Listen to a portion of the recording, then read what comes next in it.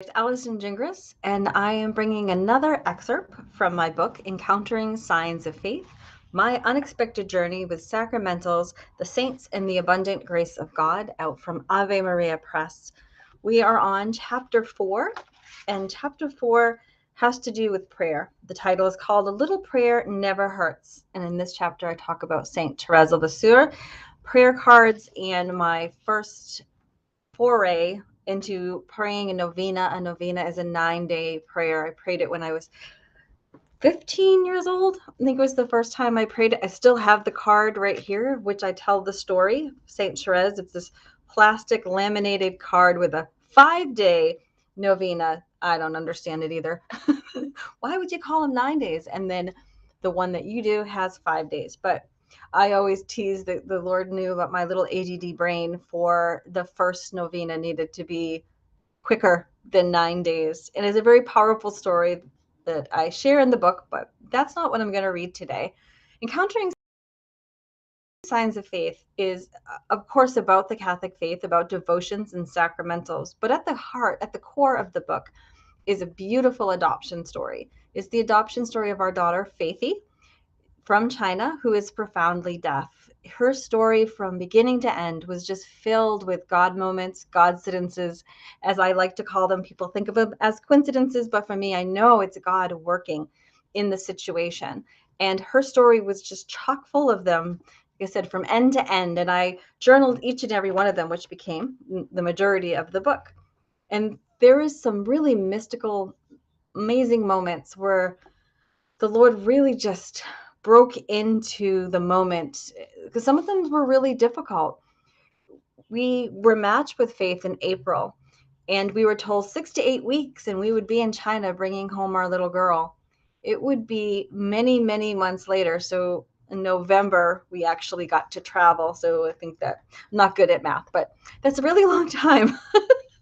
I probably should have figured that out. And you would think by now I would have it memorized, but it was more than 6 to 8 weeks. It was from April all the way to November before we actually got to meet her. And I had some really difficult moments trying to trust God in the waiting, thinking you brought us to this, you inspired us to go with this adoption. For us, it's not an infertility problem or issue. It was truly us being open to what God wanted to do in our life. We have two beautiful sons. They're biological sons. One was 2 months premature, the other 1 month premature. We had two pregnancy losses in between the boys. So it was scary to consider another pregnancy, but obviously always open to God's will and what he wanted. And we felt this call to adoption, which was so far out of all of my husband and my comfort zone. 100%. The fact that we'd be traveling to China, that we were pretty much poor and with really just no money, lots of debt, but no money. And God was going to call us to this, and he provided. It was just crazy. I can't even. That's why I wrote a whole book about it, because there was just so many things to share with you, how he provided every penny for it, how he gave us the strength and the courage to do something that felt so impossible for us to do. We just blessed our family with being able to share this story with others, like glorifying God in a way that is it's remarkable. It truly is remarkable. It's just no other way to put it. I love that I got to glorify God in all that he did, for letting us know in prayer she would be deaf, to helping us pay for it, for giving us the courage. She was just present in every single moment. And so I wanted to share that with you, because if there's a point in your life right now where you're just feeling God isn't hearing me, I have to wait. I've prayed and I don't get an answer, or I just don't know what God is asking of me. It seems like he said this one thing, but now I don't see it coming to fruition. It was a 3-year process from the moment that God told me in prayer, this is what he was asking for us, until we brought her home. And then it didn't end there. We still had some struggles and some difficulties, and we still do to this day. And there's moments where I think, I am so ridiculously blessed. I can't believe this is my story. And there's other times I think, Lord, did you really know what you were doing? Were we truly the person you wanted to do this, and have we done it right? Have we done right by her? And just all kinds of stuff. And I think that happens with us all the time in all the things in our lives. We're constantly having to make decisions about career and family and just dinner. Really, let's be honest. Sometimes my toughest decision of the day is, what are we going to have for dinner? Know that God cares and loves about every single one of those, even what you're having for dinner. All of that matters to God. You matter to God more than you can even imagine. And one of the things I learned, and this is what I'm going to read from you today from Encountering Signs of Faith, was sometimes the delay in answering my prayer is because God is answering somebody else's. I learned during this whole adoption process that it's not about me.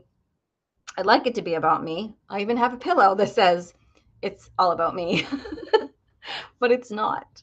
And that is such a beautiful thing, that we are the body of Christ. We're brothers and sisters. It is our adoption story into God's family that makes us Christian, that calls us all together and to care for each other, to pray for each other, to want to see the best for each other. And sometimes while God answers one prayer, somebody else has to wait their turn. And that's what happened with Faith's adoption. So let me read this to you from chapter 4 of Encountering Signs of Faith. God allowed me an interesting insight into a situation that may have contributed to the delay. Again, this was the delay of waiting for her to come home.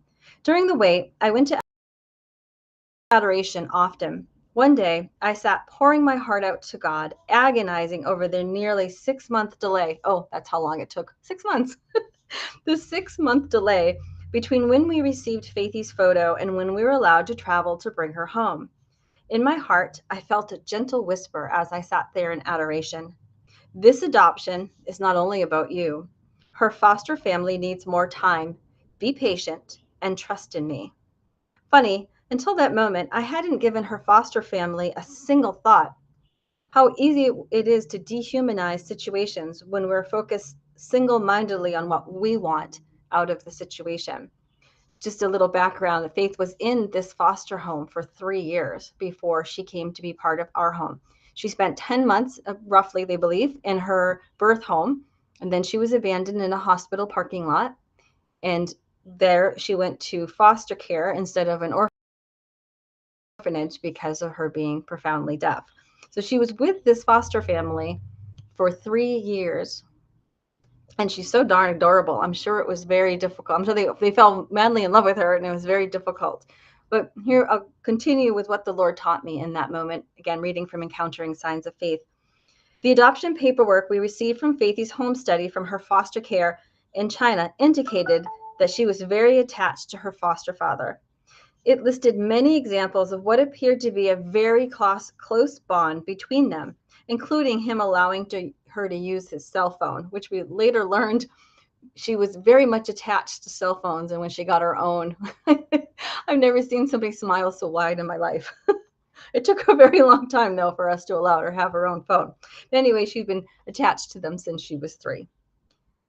I don't know whether this man had any belief in God, but as we've seen in the scriptures, the Spirit himself intercedes for us. That's from Romans 8:26. Perhaps there was a big part of him struggling to let Faithy go.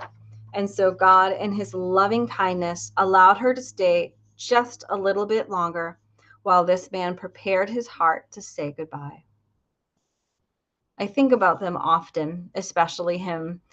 I wish that I had contact with him so he could see how well she's doing, how blessed she has been to be here with us, being able to express herself, given language, given American Sign Language, which she did not have any sign language before coming to live with us, being able to be educated in a wonderful school, specifically for the deaf, with all her deaf friends around her, deaf teachers who are deaf. It's just an amazing opportunity that she's been allowed, that we live close enough to a school for the deaf that she's able to have that blessing. She's very loved. She is adored by not just our family, but our whole community has really embraced her. our faith community, our family absolutely dotes upon her because she's just very sweet. We've been incredibly blessed in how easy some of the negotiations of integrating her into our family have been. But that moment in adoration, that moment realizing that my prayer wasn't not being answered, it was just being answered in God's perfect timing. So if you're waiting on a prayer, waiting for an answer, don't stop praying. Don't stop hoping. Trust in the Lord always. Because all the things he allows into our life is always for our good, and it's always to bring us closer to him. Trust in him and enjoy the moments while you wait.